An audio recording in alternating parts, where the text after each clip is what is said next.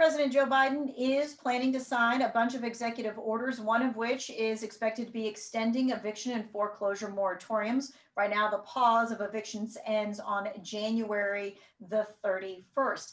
Haley Pfeiffer Haynes is Chief of External Affairs of the North Carolina Office of Recovery and Resiliency. That's the one that gives the HOPE program grant out. And then Tyra Clymer is with Greensboro Urban Ministry. They're joining us today to answer your questions about rent, utilities, and other resources and helps. Here's how you get your question to them. You text the question, and the question number is 336-379-5775.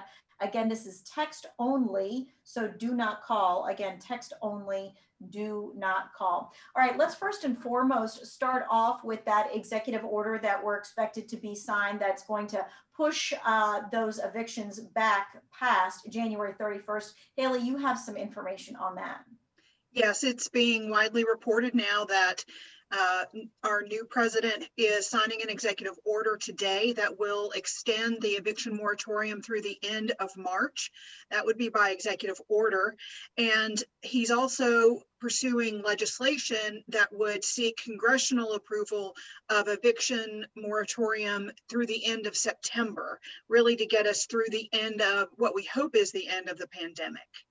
Okay, so March is the first deadline, but possibly not even until September. All right, Tyra, kind of give us a snapshot of what you're seeing in Greensboro and in Guilford County when it comes to folks that are asking for rent and utilities assistance. We are seeing a huge amount of people calling us for financial assistance. We're scheduling 30 individuals a day for rent alone. Over the past 4 to 5 months, we've been spending $80,000 plus on rental and mortgage assistance alone. That does not include our utility assistance. We've extended our hours in order to see people who cannot come during our normal business hours. Our case managers are working extra hours. For grocery assistance, we are providing additional grocery assistance for those who are in distress. Okay, so help all the way around on every different facet. And so we want to make sure that if you have a question about how do I get to those kinds of resources, or what kind of resources are available, or what is the process, this is your chance right now to ask questions. Haley, we're getting several questions about the HOPE program. This person says, what if you've talked to the HOPE program, but you haven't heard anything back, but you know that you're approved? Well, so I would say this: we have over 41,000 applicants that are in process. Actually, we have closed some of those out, but we know that we still have a substantial amount of folks who still need assistance. Your funding is secure, so you don't have to worry that we're going to run out of funding. So if you've been told that you are eligible for this assistance, you will be assisted. So we ask that you be patient. We are very glad to see these eviction moratoriums coming about. It allows us to further extend our help without people being in that risk. But to date, we have been able to assist over 24,000 households with $65 million plus of assistance. And that goes up every day. We are getting faster and faster at this and doing more to automate what we are doing so that we can really turn these applications around more quickly.